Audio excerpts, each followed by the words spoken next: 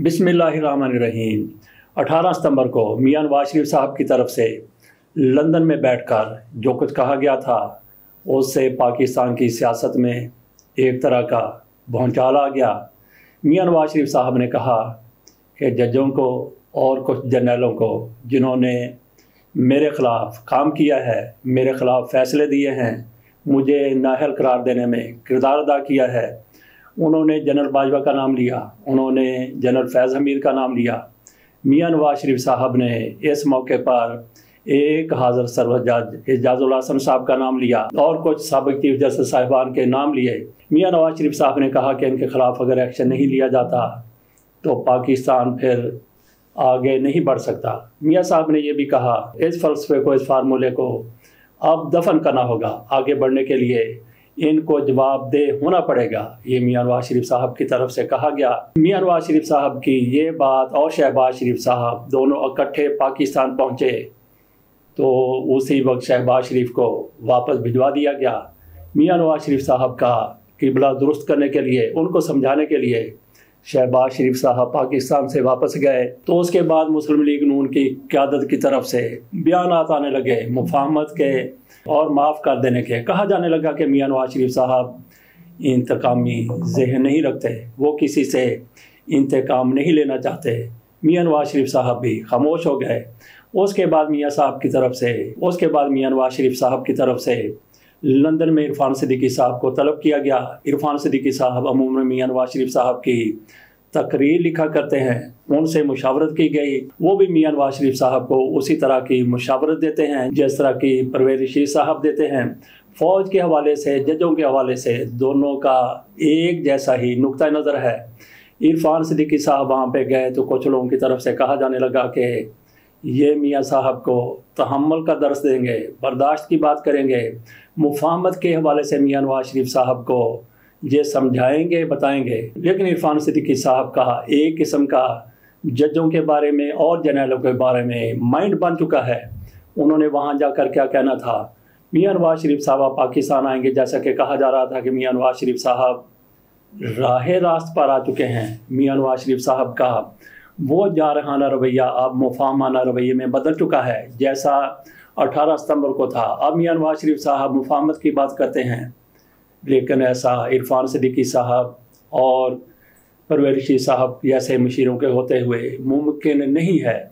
मियां नवाज शरीफ साहब पाकिस्तान आकर क्या कहेंगे, क्या करेंगे, उस पॉलिसी को इरफान सिद्दीकी साहब की तरफ से लीक किया गया है, आश्कार किया गया है। उन्होंने जो कॉलम लिखा उसमें रोज़े रोशन की तरह नज़र आ रहा है कि मियां नवाज शरीफ साहब की पाकिस्तान आकर क्या पॉलिसी होगी। मियां नवाज शरीफ साहब की उस पॉलिसी को जिस पर वो पाकिस्तान आकर अमल करेंगे, जैसा कि इरफान सिद्दीकी साहब की तरफ से कहा गया है। अगर उस पॉलिसी को चंद अल्फाज में समोया जाए तो ये कहा जा सकता है कि मियां नवाज शरीफ साहब वापस आकर उनकी पॉलिसी होगी जजों का गरेबान पकड़ना और जर्नलों के पाँव पड़ जाना। ये मियां नवाज शरीफ साहब की पॉलिसी होगी। इस हवाले से इरफान सिद्दीकी साहब ने जो आर्टिकल लिखा है उसके एक एक लफ्ज़ से जजों के हवाले से जहर टपकता है और जर्नलों के बारे में भी उस तरह की बात नहीं की गई जैसे मियां नवाज शरीफ साहब पहले करते रहे हैं। तो इसमें इरफान सिद्दीकी साहब जजों के हवाले से ज़्यादा ही इश्तियार का मुजाहरा कर रहे हैं। जर्नलों के बारे में भी उन्होंने बात की है, लेकिन उसमें उस तरह का इश्तियाल और गुस्सा और शिद्दत नहीं है जैसी जजों के हवाले से जजों के ख़िलाफ़ उनके एक एक लफ्ज़ में पाई जाती है। इरफान सिद्दीकी साहब अपने आर्टिकल में फरमाते हैं, इज़्ज़त माब जज साहिबान का अल्लाह ताला को हाज़िर व नाज़िर जानकर सिद्क़े दिल से उठाए गए हलफ का अहम तरीन जुमला ये है, मैं तमाम लोगों के साथ किसी खौफ या रियायत के बगैर और किसी रग़बत और अनाद के बगैर इंसाफ करूँगा। इरफान सिद्दीकी साहब इसके बाद लिखते हैं, आला अदलिया का हर जज मसनद इंसाफ पर बराजमान होने से पहले ये हलफ उठाता है। हर उर्दू लुगत में हलफ के मानी कसम खाना है। गोया हर जज अपने मजहब, अकीदे या नज़रिए के मुताबिक कसम खाकर ये अहद करता है कि इंसाफ का वजीफ़ा सर अंजाम देते हुए वो साहिल के बारे में अपने ज़ाती जज्बा और एहसास को एक तरफ रख देगा।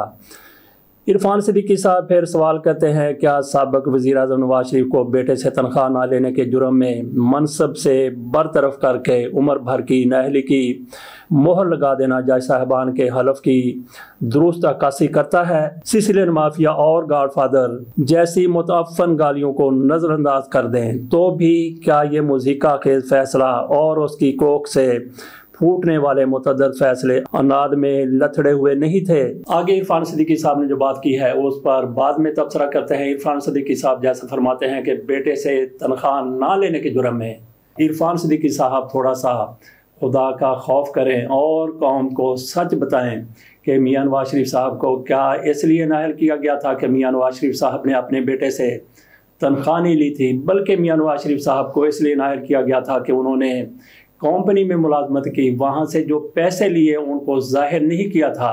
میاں نواز شریف صاحب نے اپنے بیٹے کی اس کمپنی میں ملازمت کی جو پاکستان سے باہر تھی، کس لیے ملازمت کی؟ عرفان صدیقی صاحب یہ بھی لوگوں کو بتائیں کہ میاں نواز شریف صاحب نے منی لانڈرنگ کے لیے، اپنے کالے دھن کو سفید کرنے کے لیے سارا کچھ کیا تھا؟ کیا میاں نواز شریف صاحب کے گھر میں پھاکے پڑے ہوئے تھے؟ میاں نواز شریف صاحب بھوکوں مار رہے تھے کہ ان کو اپنے بیٹے کی کمپنی میں نوکری کرنی پڑی تھی؟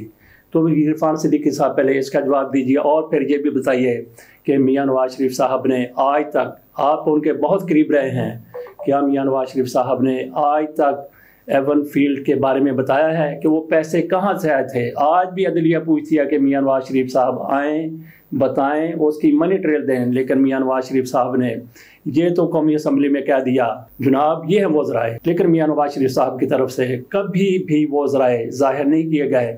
آگے چل کے عرفان صدیقی صاحب مزید کیا فرماتے ہیں وہ بھی ذرا ملاحظہ کیجئے۔ عرفان صدیقی صاحب مزید کہتے ہیں supreme court practice and procedure act کا فیصلہ آ گیا۔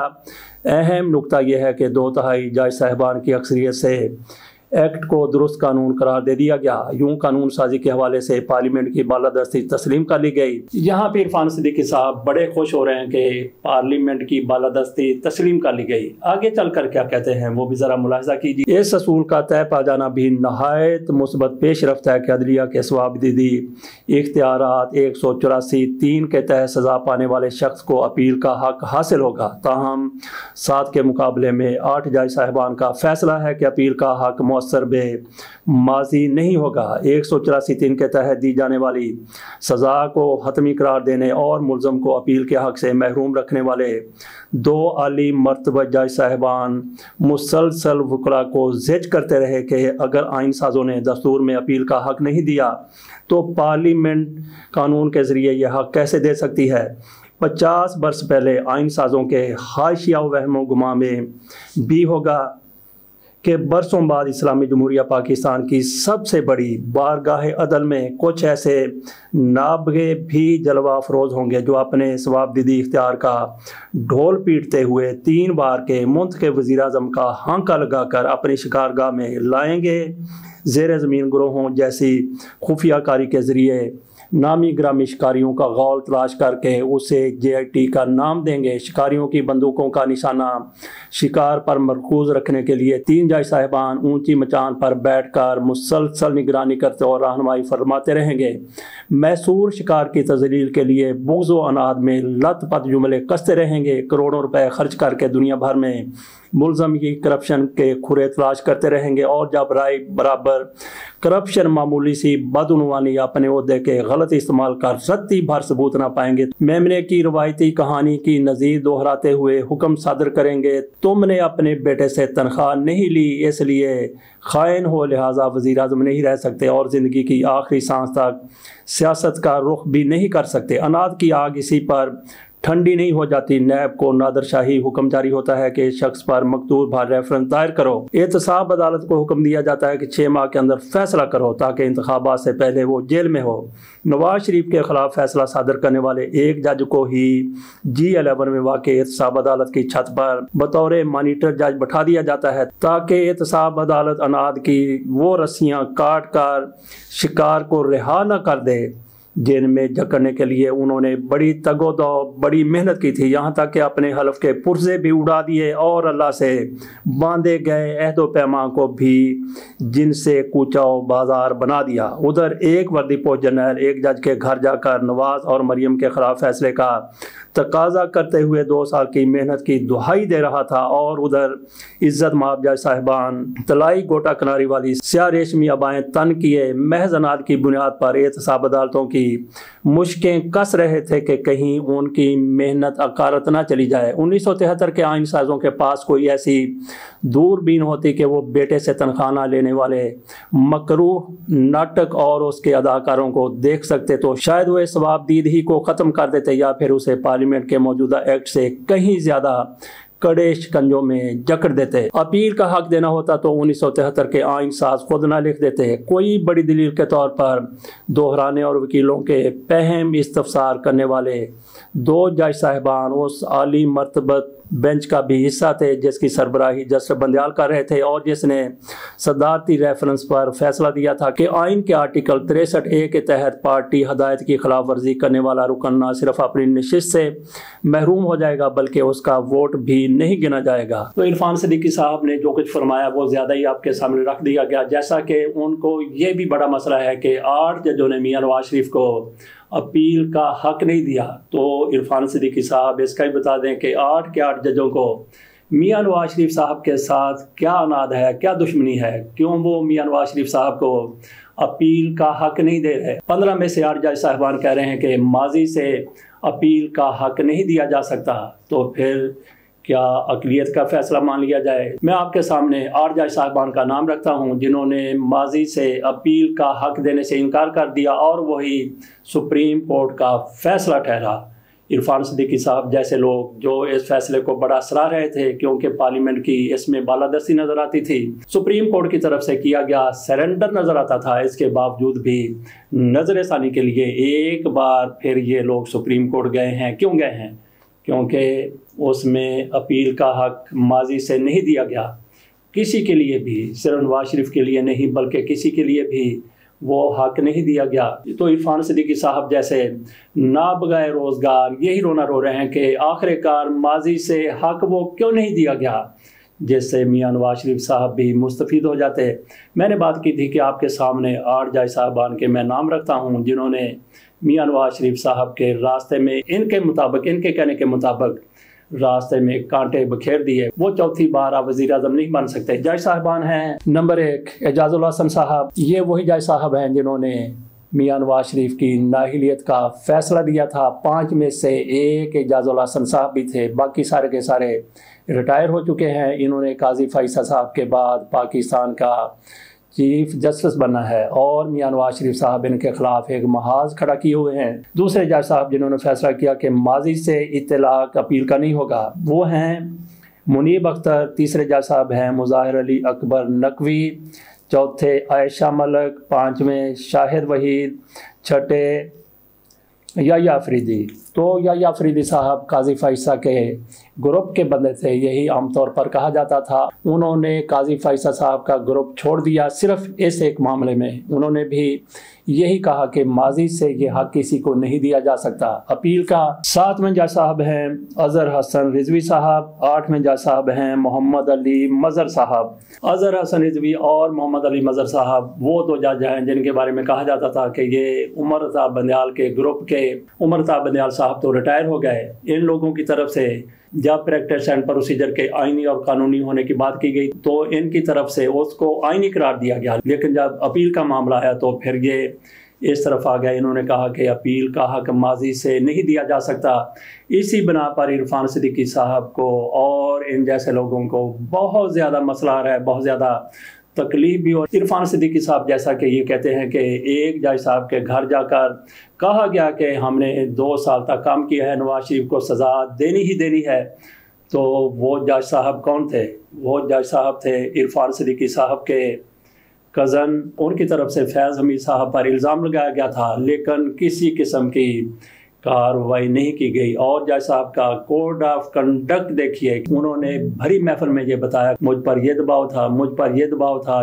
चीफ जस्टिस साहब के इसके दबाव के तहत फैसले कर रहे थे, अपनी अदालत में उन्होंने बात नहीं की। जिन जज साहब की इरफान सिद्दीकी साहब बात कर रहे हैं कि उनसे फैज़ अमीर साहब मिले थे, वो शौकत अजीज सिद्दीकी हैं, इरफान सिद्दीकी साहब के कज़न हैं। उन्होंने बयान तो दे दिया लेकिन किसी किस्म की कार्रवाई नहीं की। इसी बिना पर उनको फिर जजी के ओहदे से भी जाना पड़ा। इरफान सिद्दीकी साहब की हम बात को आगे बढ़ाते हैं। इरफान सिद्दीकी साहब मजीद कहते हैं, इस सब के बावजूद अदलिया ने आज़ादी के नाम पर अपने गिर्द एक मुकद्दस नूरानी हाले का हसार सा बना रखा है। वो मजलूम की दादरसी, लोगों की बुनियादी हकूक़ और अदलिया की आलमी रैंकिंग में तनज़री से कहीं ज़्यादा अपनी बेमहार आज़ादी में दिलचस्पी रखती है। हर सवाल से आज़ाद, पार्लियामेंट से भी मावरा, डिक्टेटरों को गलत जवाब देने में आज़ाद, उन्हें आइन की चीर फाड़ की इजाज़त देने में आज़ाद, जज के घर जाकर धमकियां देने वाले जर्नैल से बाज पुरस न करने में आज़ाद, जज को बरकरफ्तारी से नमूना इबरत बनाने में आज़ाद, रग़बत व अनाज से फैसले करने में आज़ाद, अल्लाह से बांधा गया अहद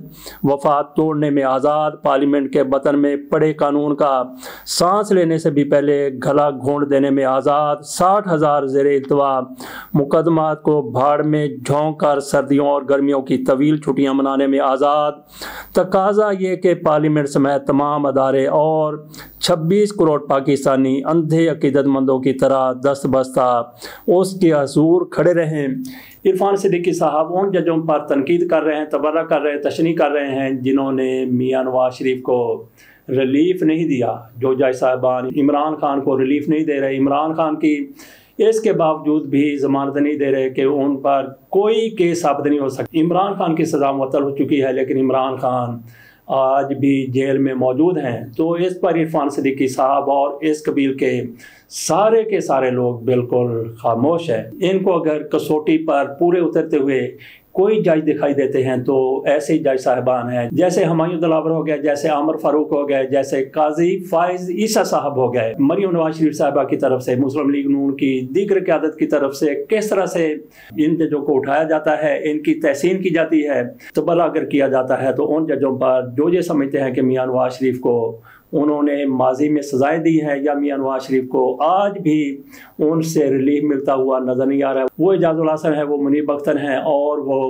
आयशा मलिक और दीगर को जज साहबान हैं। सारे का सारा तबर्रा, सारे का सारा गुस्सा इरफान सिद्दीकी साहब का उन्हीं पर है। इरफान सिद्दीकी साहब अपने आर्टिकल में आखिर में जाकर मजीद लिखते हैं, नवाज शरीफ 4 साल जिला वतनी के बाद इंशाअल्लाह 21 अक्टूबर को वतन वापस आ रहे हैं। बुग़्ज़, अनाद और नाइंसाफ़ी के तमांचे खाने वाले शख्स को एक बार फिर कानून व इंसाफ के मराहल दरपेश होंगे, लेकिन इसके साथ रवा रखे गए अदालती सलूक की शर्मनाक कहानी को पेश नज़र रखा जाए तो नवाज शरीफ नहीं, खुद अदालत कटहरे में खड़ी है। मामला नवाज शरीफ नहीं, अदालत की साख का है, उसके वक़ार का है। सवाल यह है कि क्या इज़्ज़त माब चीफ जस्टिस काजी फाइसा के अहद में भी अदलिया के बालों पर गुबार आलूद और रग़बत व अनाद ही रहेंगे, और क्या अदलिया के माथे का दाग बन जाने वाले फ़ैसले किसी तकनीकी मूशगाफी के बायस इसी तरह उसकी पेशानी पर चिपके रहेंगे? क्या काजी साहब के दौर में भी अनाद इंसाफ पर हावी रहेगा?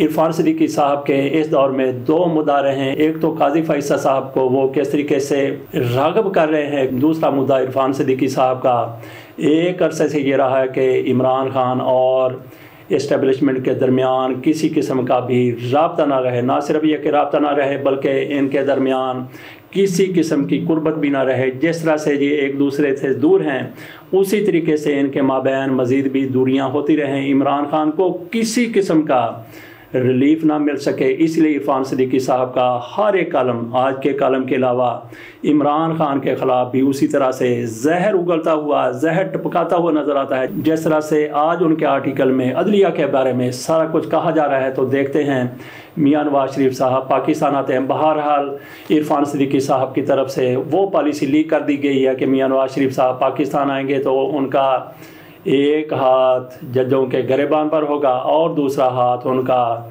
जर्नलों के पाँव पर होगा। यही मियां नवाज शरीफ साहब की पॉलिसी है, जिसको जारहाना पॉलिसी भी कहते हैं जजों के हवाले से। और مفاہمانہ بلکہ چاپلوسانہ پالیسی بھی کہتے ہیں، جرنیلوں کے حوالے سے اجازت دیجیے۔